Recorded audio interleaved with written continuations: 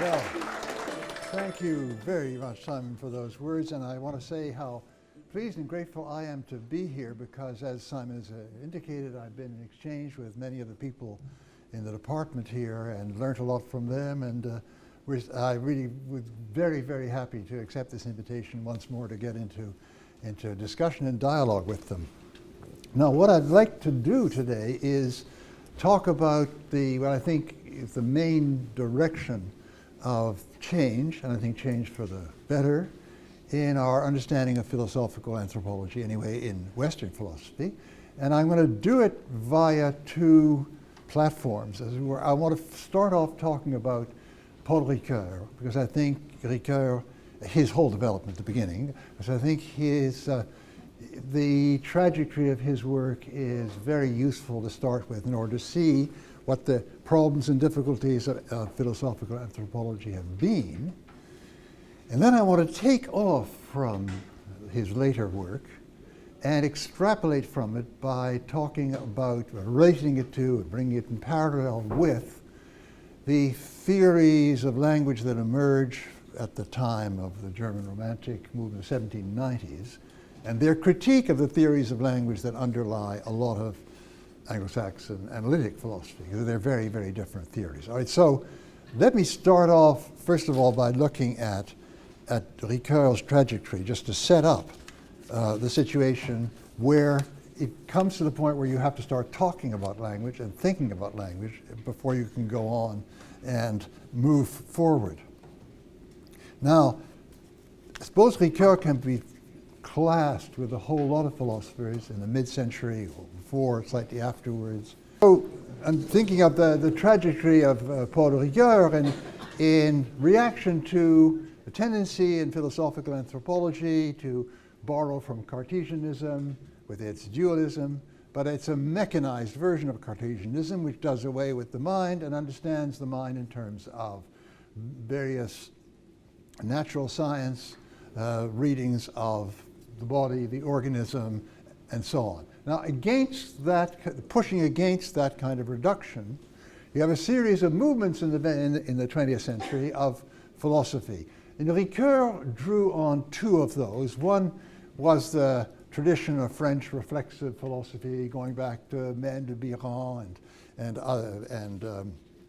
other figures, Naber, and some other figures of French philosophy. And the other was, of course, phenomenology and Husserl. And Husserl was one of the very important starting points.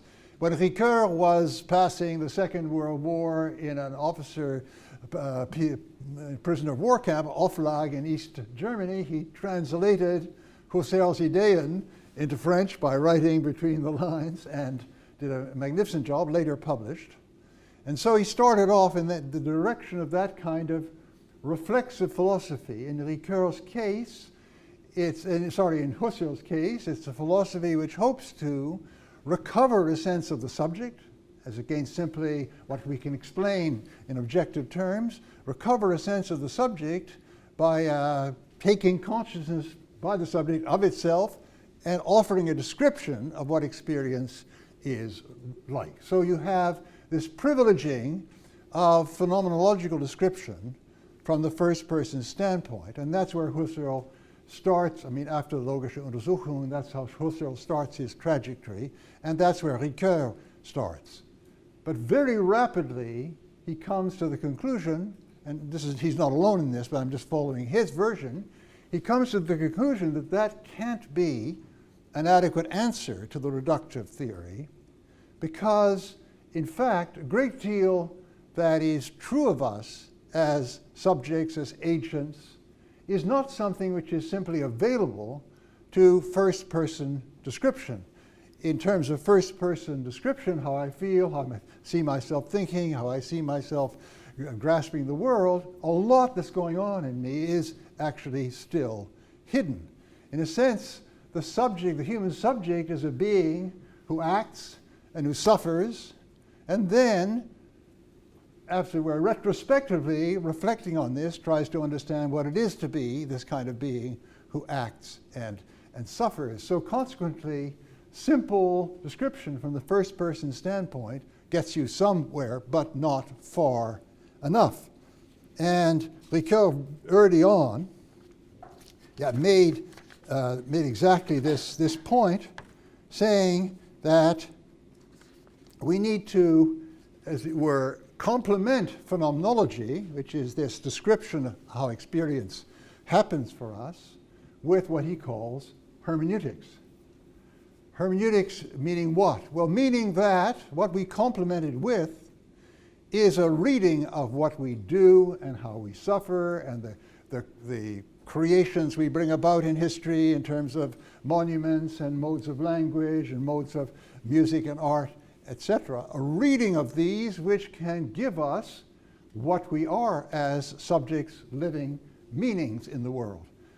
So it is an attempt to take something like a text, something, the record of human action and achievement in history, and to give a reading of its meaning. You see how the term hermeneutics comes in here, because originally hermeneutics, which you're this department very familiar with the origin, attempts to read the Bible, or sometimes read the great works of our classics in order to bring out their meaning, make clear their meaning.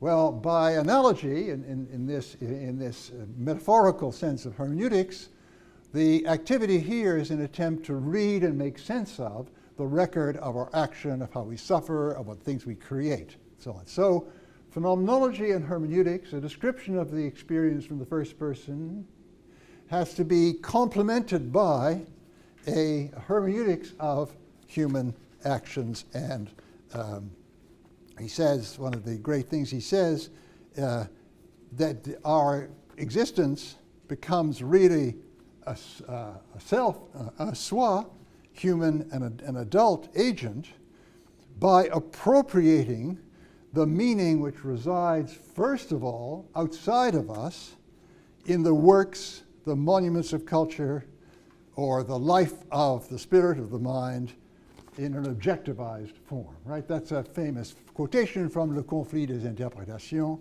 where he tries to explain this shift, right? So we have first reaction to this reductive philosophy is a phenomenological one, a descriptive one in the first person, and what completes this is this attempt to read the meaning of our actions. And now, this is where we come to the threshold of where I want to take off from Ricoeur, where we ask ourselves just what it means to make such a reading, and I want particularly to ask what kind of language, what kind of concepts we need to make this kind of reading. And there is where Ricoeur threw out a number of extremely interesting ideas which I want to try to bring together and maybe too systematically tidy up and push forward in terms of the theory of language of the German Romantic period. His work on metaphor is well known, La Métaphore Vive, and his great work on time and narrative, right? Temps et Récit, 3-volume work, which have, I'm going to extract from these a number of very important ideas and try to push them forward. So let's look at the first clear attempt by Ricoeur to give us an idea of the language or languages we need to do this kind of hermeneutic work. Now, it happened that a thing that interested him very, very much was the whole issue of how we fail, how we do not succeed in carrying out the best and highest sense we have of our lives. We somehow don't manage to make it. And this famous work called L'Homme Faillible, the fallible human, is where one of the places he starts to work on this, not very long after the war, after he came back to France. I'm tempted to, this is the factor he's trying to look at here is something at first very, very generalized. I don't know if you know Francis Spuffer's work, but HPTFTU, if that means anything. It's rather that is what he is trying to get at. Now, his method to start with is to look at how human beings have tried to deal with this from the very beginning. So he goes back to to the earlier period. He goes back to the Bible, the Old Testament, he goes back to the Greeks and the classics, and tries to bring out the language in which one can talk about these kinds of failures. And here he comes up very interestingly with a concept of the symbol. I mean, let's give an example. In giving an account of our inability to live up to what we all know we have as a possibility, a word like, a concept like sin can be introduced. And behind this, there can be various images. I mean, the original hamartia image is missing the target, right? We understand this by another kind of activity, which is very understandable in ordinary life. If you're taking a bow and arrow and trying to hit a target and you miss, or the one that I want to talk about here, we understand sin or this kind of failure in terms of a kind of stain, une souillure, this kind of stain or a lack of cleanness of some kind, right? Now, why is this a symbol here? Well, because we're drawing on an ordinary, everyday phenomenon, hands being dirty, in order to explain something which is, we're tempted to say, not literally that. It has something of the structure of a metaphor in this very minimal sense of the structure of a metaphor, that we're trying to get to one thing through another, through A through B. We're trying to get at this kind of failure, which is sin, and they considered something that can entaché, I mean what the word I'm looking for, which can, as it were, stain us. We're trying to get at that via the ordinary, understandable experience of being impure physically in various ways. And this is what he wants to call a symbol. Here you get already the first parallel tracking with the 1790s in the German, the great development of theories of language in Germany. A.W. Schlegel speaks of the symbol as something external, which is a way we have of expressing or getting contact with something that is, in a certain sense, invisible, right? So we have parallel use of the term symbol. Now, what does this do to our understanding of what it is to do a successful hermeneutics? Well, right away, we come up against a limitation of that, because there is something inherently difficult and enigmatic about the symbol. Yes, we're trying to get at a sort of tash, a sort of stain in us by the fact that we behave terribly badly, and we're getting at it through something else, which is quite understandable in the everyday world, but we're constantly challenged to explain, well, just what is it that justifies this analogy, justifies this metaphor? How can we unpack it further? There remains something enigmatic in the use of the symbol, which calls on us for further explanation. And he ends that last chapter of L'Homme Faillible, which he comes to the conclusion, and it's the title of the last chapter as well as the last line of the last chapter, Le symbole donne à penser. The symbol, in this sense, forces us, stimulates us to think philosophically, try to explain it. Now, his view about this is that this kind of attempt to, if you like, in this case, maybe make a theology of sin, try to put it in the terms of a rational discourse, and we'll look at what rational means later on, put it in terms of a rational discourse, is in a certain respect endless. That is, we never succeed in totally translating what we have in the symbol into the language of philosophy, but we're always challenged to go on and try to resolve certain issues. That's number one. Number two, even though we can't reach this final moment of perfect, if you like, translation out of the symbol into philosophy, there remain rival views, rival interpretations that you can put forward.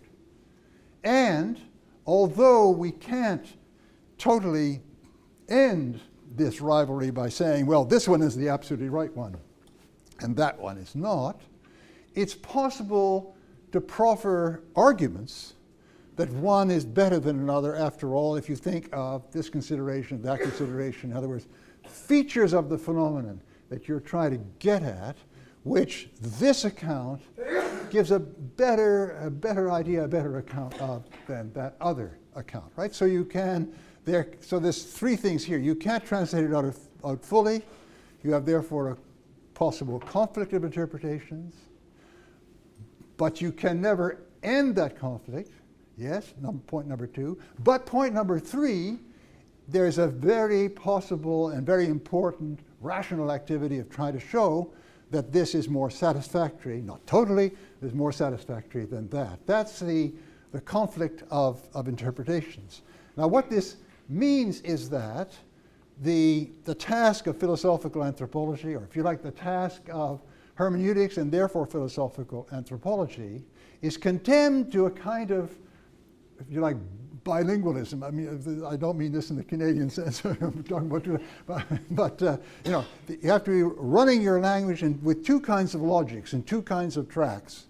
The relationship between these two languages is what I want to call an antiphonal one. That is, you have the attempt of philosophy to make sense of the symbol. You know, then somebody else comes along and shows you that that's not really satisfactory because there's something you're not getting to, so you have an argument about that. So you go back and look at the symbol again.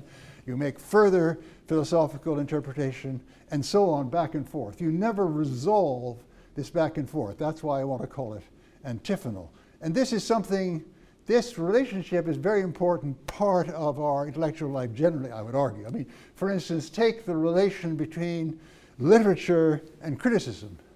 Work of literature and works of criticism.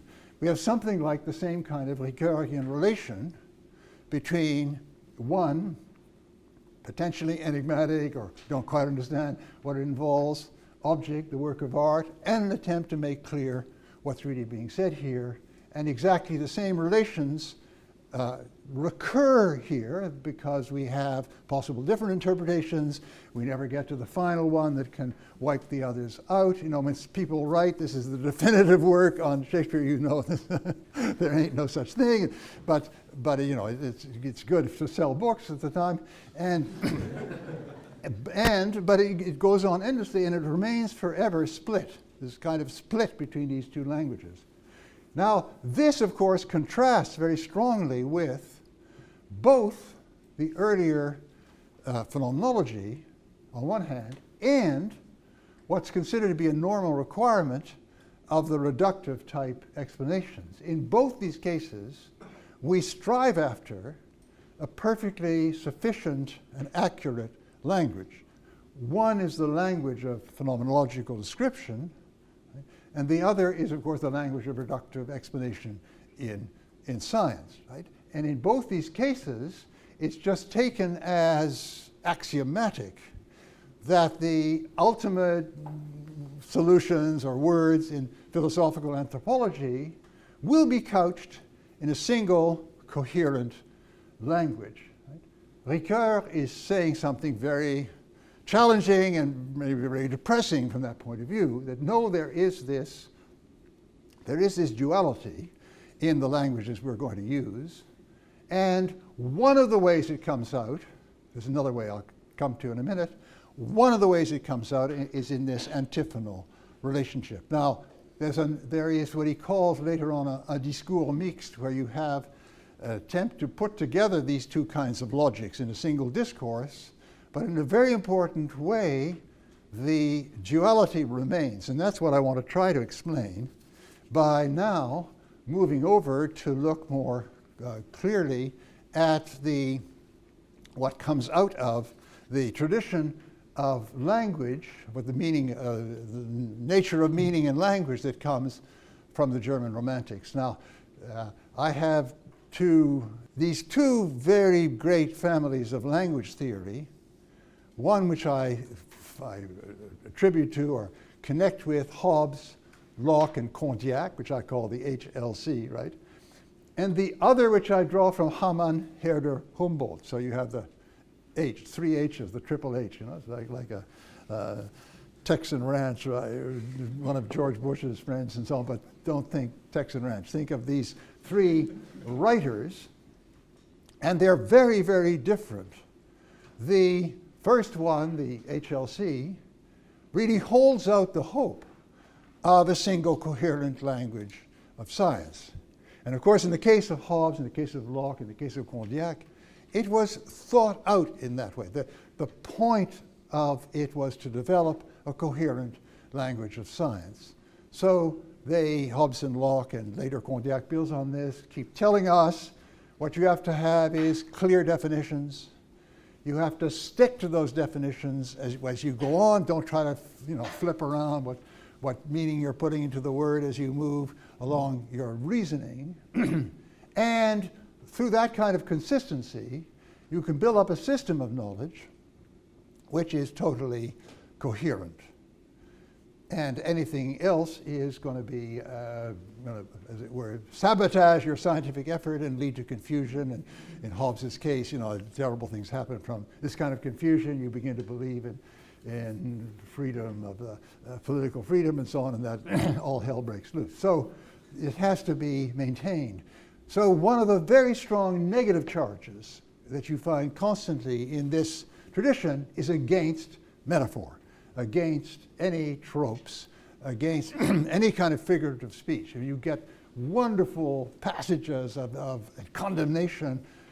Hobbes says that, if you have a scientific language, I should have the quotation here because it's quite powerful, scientific language, when you have all these concepts clearly defined, or else you move over and you are wandering in a fog among ignes fatui, probably in Ireland, and you are totally lost to any kind of clear thought.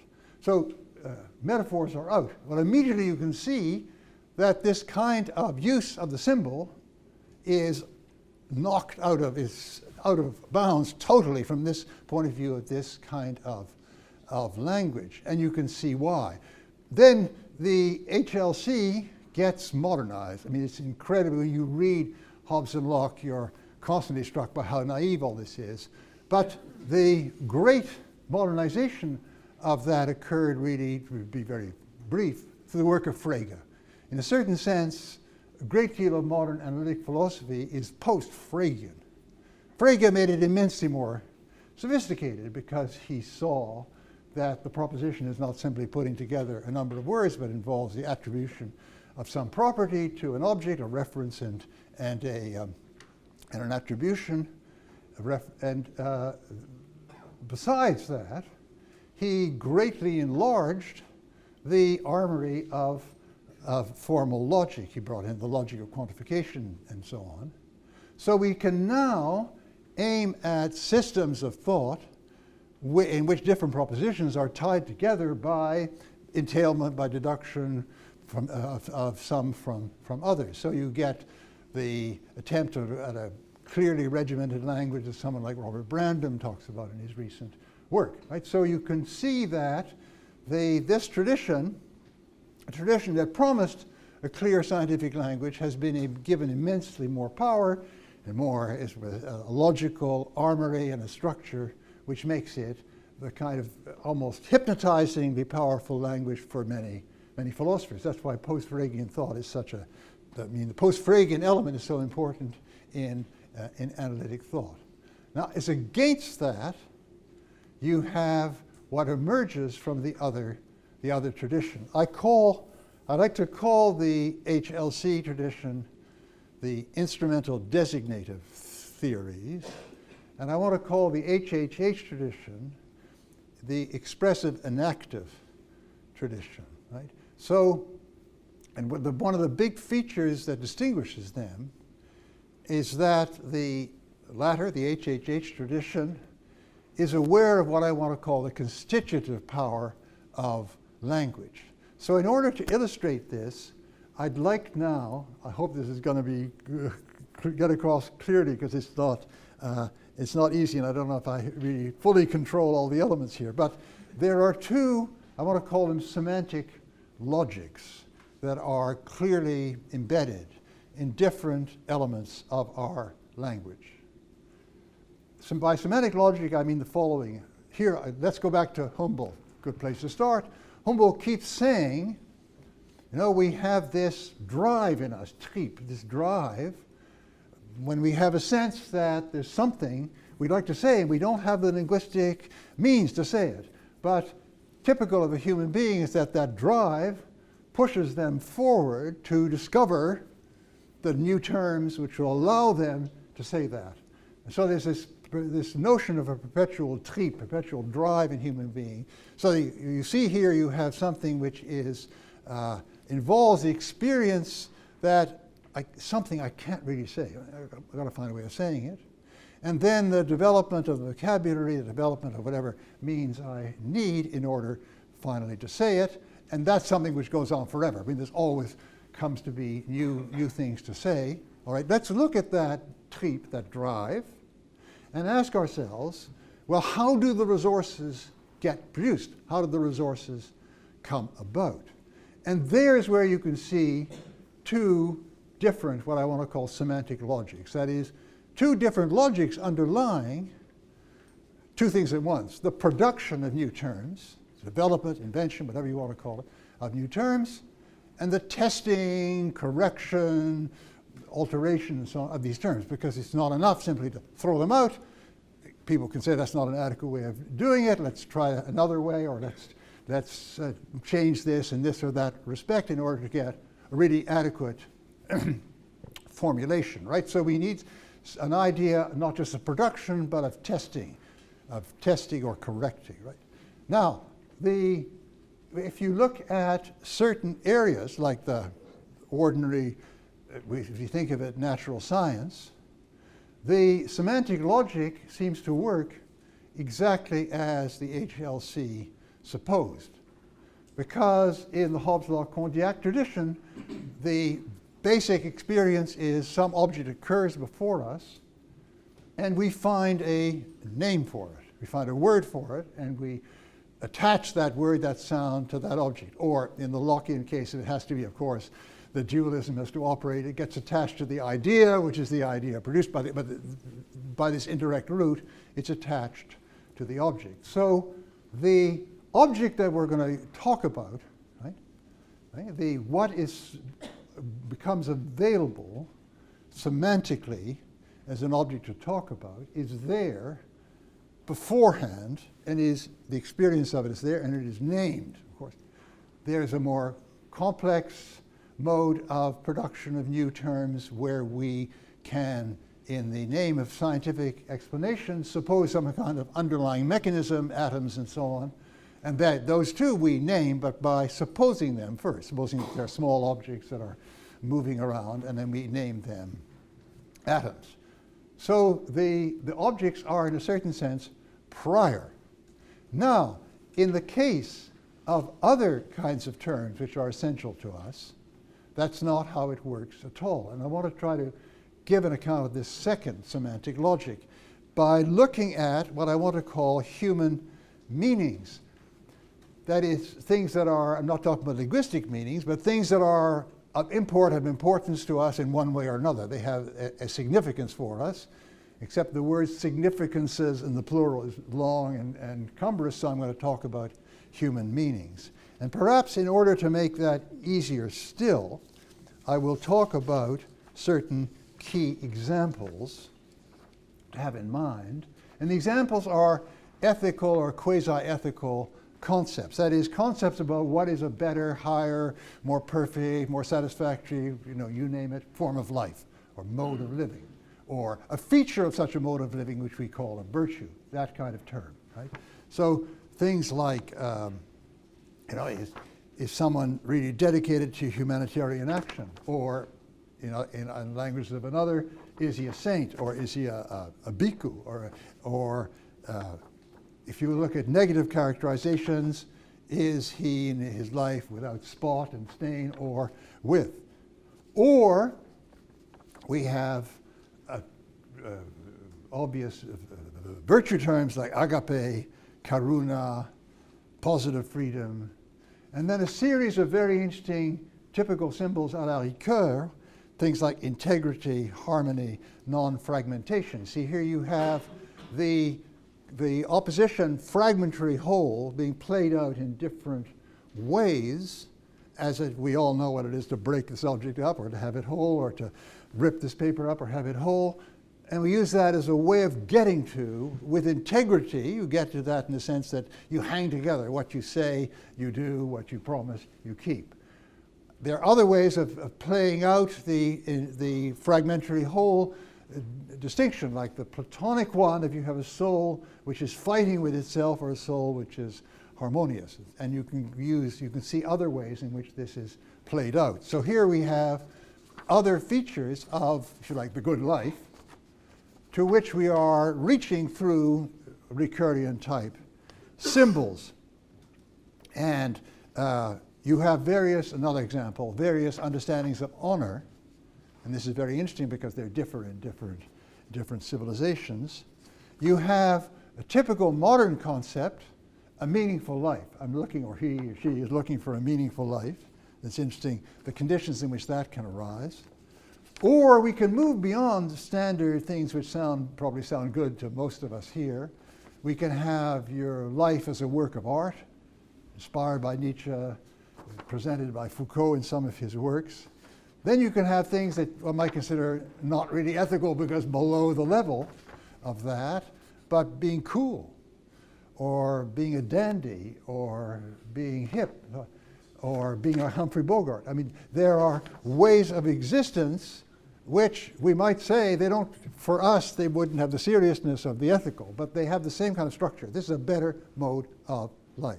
And then we'll differ as to which of these really deserve to be called the ethical ones and which ones are caricatures, or we have another category, that's an aesthetic category, not an ethical category.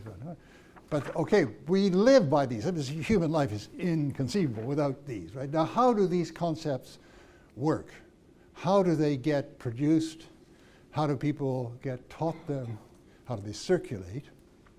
And we see very rapidly that they have a quite different kind of semantic logic, in which it's in a sense, the opposite of the first one, where the object is there, and then we find the word. Here, the introduction of the word, getting the idea that, yeah, that's what I'm doing, that's what it's all about, alters the skein of meanings, right? The skein of meanings in which we live gets changed. Now let's look at features of these meanings which will explain that. I want to mention three features of these kind of meanings. Let's call them quasi-ethical, or ethical if you'll give me that as a phrase.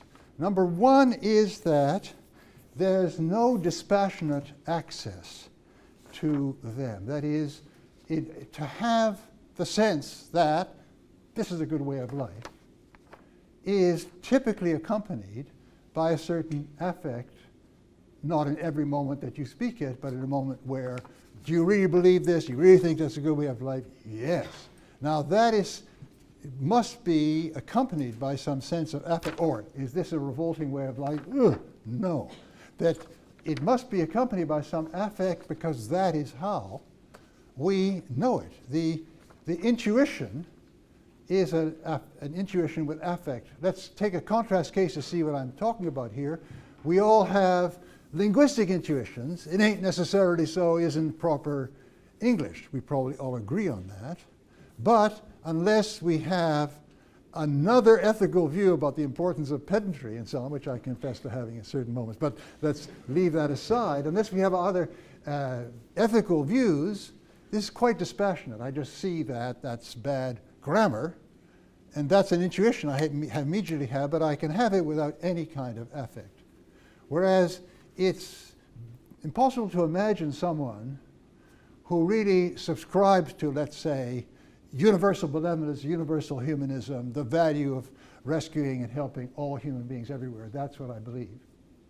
But feels absolutely nothing about this. I mean, the case would have to be someone just repeating by rote what he or she has been told, if it could be embraced with the same affectlessness that one embraces the proposition, it ain't necessarily so, is not grammatical. So that's one.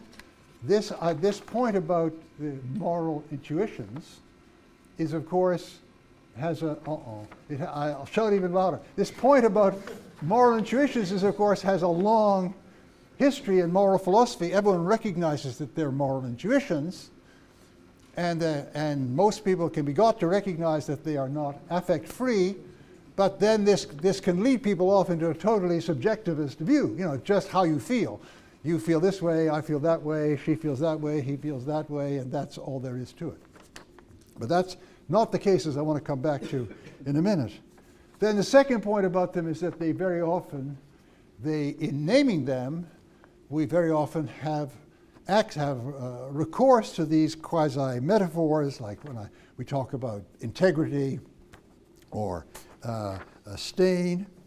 And third, that these meanings are not punctual. They're situated always in skeins or landscapes. I mean, let's just consider the example of honor that I gave there earlier. Honor is an English word, a European word, but we often use it to translate an Arabic word, or we use it to translate a Japanese word, and so on. And it's clear that there's something very dubious going on here, because the gamut of things for which save honor, the gamut of things which damage honor, the gamut of obligations that would be expressive of honor, and so on, is so very different, sometimes with various items that only occur in this culture and don't occur in the other culture. So we're really dealing with something which has a certain analogy, but not an exact translation from society to society. But what I want to bring out here is that you only can have a concept like honor in a whole skein of concepts about pride, shame, and so on, and the things that bring about pride and shame that give them their sense. So that's the feature of these human beings. Now, what is the difference of the semantic logic? That is the different way in which they are created and criticized, created and questioned.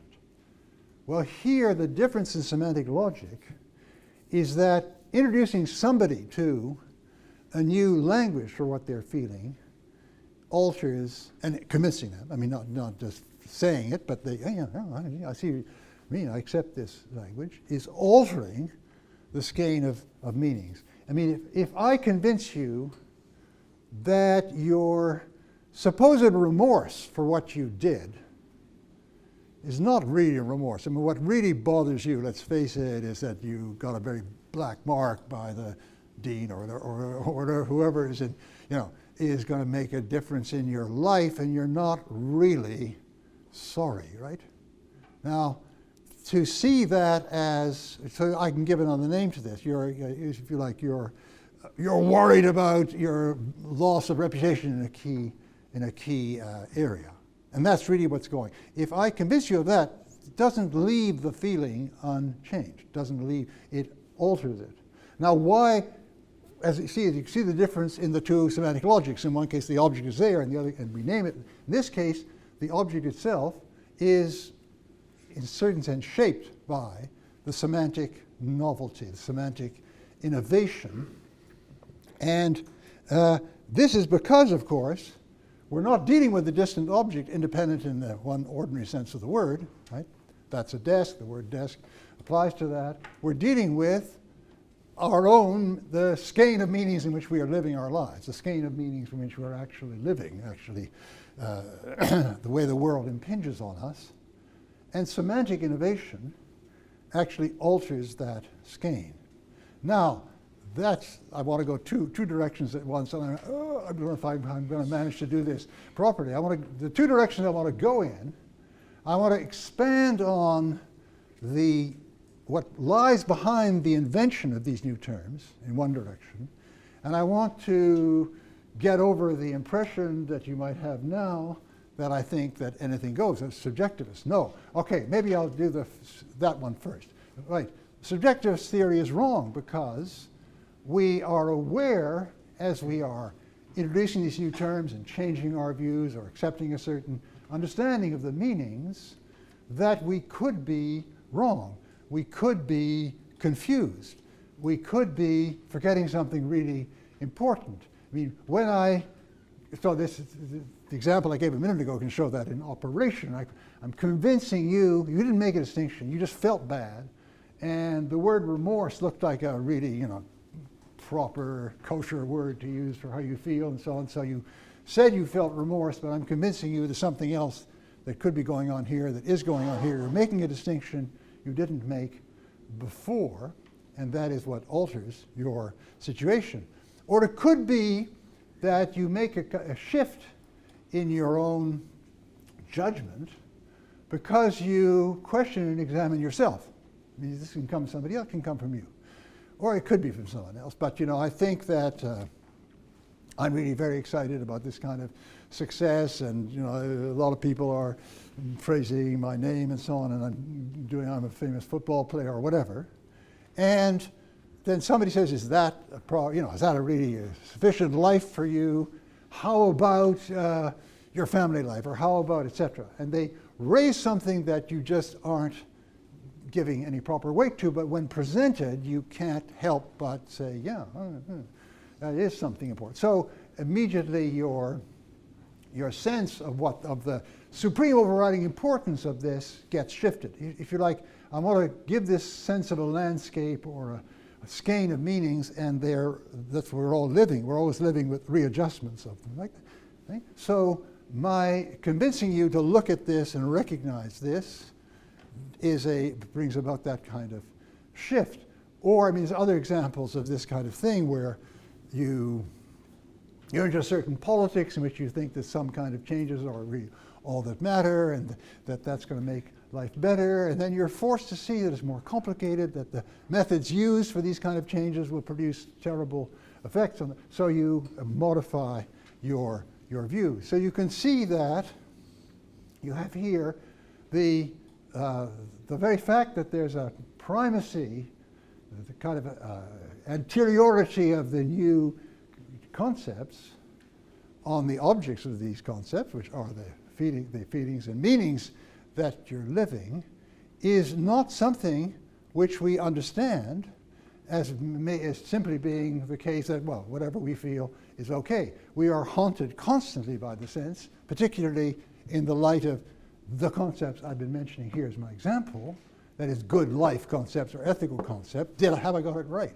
Have I really got it right? We are challenged by other people who live other ways. We're challenged by people saying, well, look, this is an oversimple description of your situation, and so on and so on and so on. We are constantly struggling to get it better. Right? So there is something we're matching here, but it's not an independent object. See, getting it right, I say that there are 35 desks in this room. Don't count, but if we did, this is right because somebody will count them 1, 2, 3, 4, and that'll be the right thing to say, this description of independent objects. But when I say this way of life is really not worthy of a human being, it should be that one, right?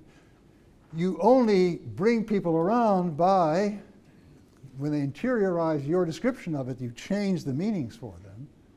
But the sense that they have is of, now I've got it right. Now I've overcome this confusion, or now I've, as it were, got beyond this kind of blind spot, right? There's a sense of, okay, I'm going to expand that a little bit longer before I get back in the other direction. Remember, there's this other direction that I want to get to in a minute. Expanding that further, you can see that there is a way of reasoning in human life, or we'll call it reasoning by transitions, where we understand ourselves and have a reason to understand ourselves as having a better view now than we did before, because we can give an account of how we got from there to here, which involves some error-reducing move. I've overcome a confusion. I've recognized something that really was always there and important, but I didn't recognize before. I've got over a too simple understanding of what the issues are in this area. So you are able to have some confidence in your new position because of how you got there. Right?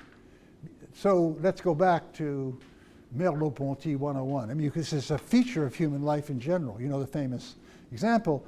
So I'm picking up a hammer to hammer something, that's also Heidegger, but let's look at it from Merleau-Ponty's point of view. I'm picking up a hammer to hammer something, and I feel kind of awkward. I don't really have, and then finally, I have a good grip on it, and I'm ready to use it. Now, that process is the primitive origin point of reasoning by transitions. I know I have a good grip because I've come to have a good grip on it, right? And this reasoning by transitions also operates in our lives. And okay, I'll pick up one more thing on this, which is another very important contribution of Ricoeur in Temps et Récit, the whole importance of narrative. We understand our lives narratively and cannot do otherwise. And this sometimes gives us the confidence to say that we've made some headway. And this is really a believable position because we've arrived at it in that way. So we can see that we have, in this kind of area, let's pull together the semantic logic here, as against the semantic logic where we encounter the object and then find a word. Let's say I'm doing some kind of study of species and I meet a new rodent in the totally as yet undiscovered species of rodent in the Amazon forest, and I call it Rodentus taylorianus or something like that. And so I give it a name. That's the one semantic logic. And the other semantic logic is this one in which we either invent ourselves new words or given them by someone outside. They seem convincing, but we're convinced that their invention is worthwhile when we invent them, and we're convinced by our friend that this is the right way of describing it, and that actually alters the object. But that doesn't mean that anything goes. On the contrary, there's another way in which this is verified, made sense of, we can have confidence in it, which has really very, very different from the matching of an independent object. If you like, the correspondence theory of truth is right for things that are introduced by the first type of semantic logic, but it's not right for things that are introduced by this other type of semantic logic. All right, so oh my God, we are very far along. But let me now move in the other direction, which direction is what? It's looking at the deeper background of this semantic invention of the second logic. And the deeper background is something that takes us outside of language altogether. Let's look at either or both the real invention or putting into human circulation of a new ethical way of life or quasi-ethical way of life, or else from the other side looking at how these ways of life are communicated to other people. So it's just obvious in cases like Jesus in the New Testament, or the Buddha, or the way Gandhi operated and so on, that these people start off doing something which is very, very striking, which we don't necessarily have, even they may not necessarily have a word for it yet. Right? But the same goes right now. I mean, if I see all these movies, Casablanca and so on, I really want to be like Humphrey Bogart. Yeah, I feel really good when this came across to me, and now we can call it the Bogartian mode of life, but this came across to me first in seeing this guy on the screen, right?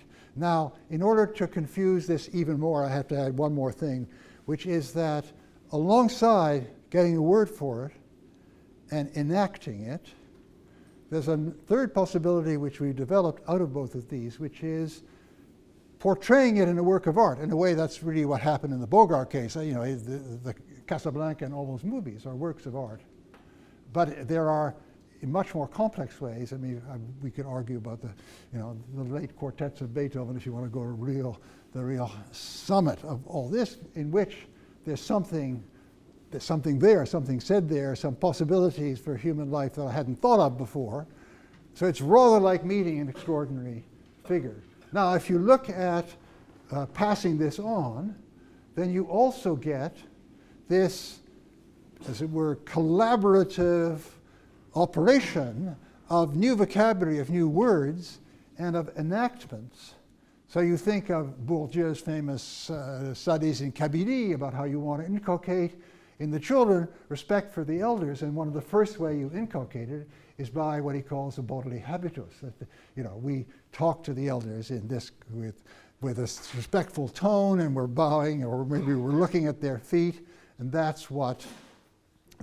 is what is our first introduction to something which will later on be codified, and words for respect will be used and so on, as something that's required of us as young people. This very interesting thing here, what we have is the encapsulation or the expression. See, this is why the notion expression comes out of the HHA tradition.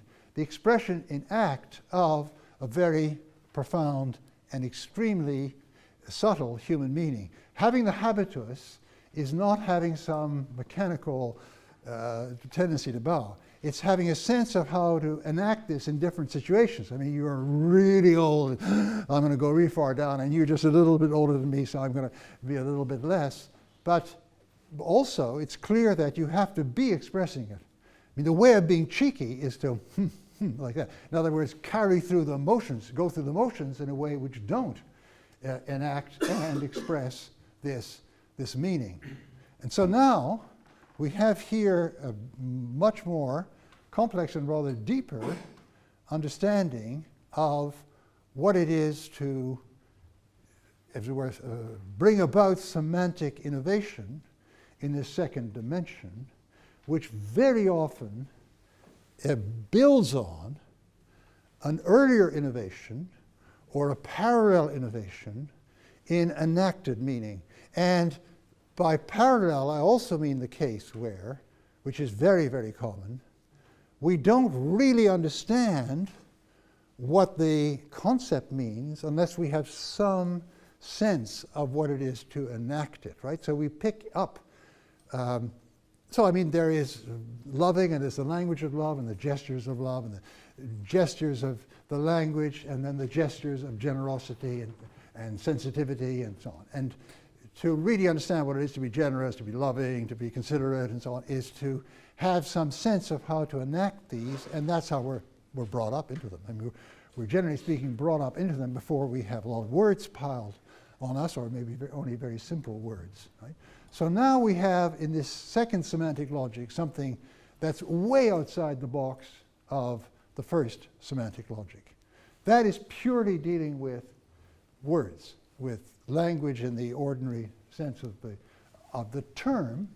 And this is a mode of invention or introduction of something new, which builds on an active introduction enactively of some new way of being, be it only the Bourgeois with the cigarette in the corner of the mouth. Some new way of being is being enacted, then being connected to a name.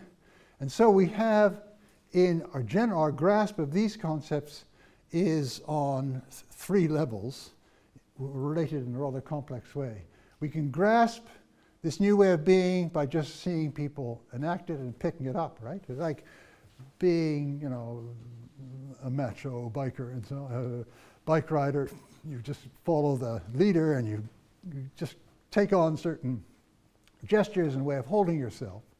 You can find a word for it, like macho, which is not quite the same culture it gets us, and you can have a much more complex account of why this is important, what it's doing, how it fits into your way of life. Or like, the kids learn to bow in Kabylie according to Bourdieu. They learn whatever the word is in Kabyle for respect. And then they may be told, this is why it's important. Older people really are wise. Boy, I like to go and live there. And they, they understand things better, and so you owe them respect and so on. So you have this three tiers of enactment, of terminology, and of a surrounding account, which are kind of tiered on each other. You can have the first perhaps without the second, the first and second without the third. All that underlies the introduction of new terms, new understandings, of new ways of being, and then it is, if you like, verified, ratified by the way we can see it, we can have the intuition that it is something correct and adequate. Now, that's, okay, I'm gonna break off here, but it's a terribly perilous place in which I almost finishing on the middle of a sentence because, all right, 3 more minutes and I'll break off here and try to point where I want to go. That's not the only way we can ratify as valid these new ways of being. It has to be, there's a, if you like, an inner ratification where we say, yeah, we have the same kind of felt intuition that that's the right way of being that we had earlier about lesser, to us now, lesser modes of ethical action. But there also is a surrounding discourse about why this is important, about the ontology that lies behind this. I mean, this is precisely in a Christian context, a sense of God and our relation to God. We have all this surrounding discourse, which is capable of ratification or non-ratification in its own right by seeing how much sense it makes of human life in general. That's what I want to call, if you like, an external route of ratification. So the ratification is something very much more complex than simply, but must include at its center the sense that, yeah, this seems to me to be right, with the felt intuition that it's right.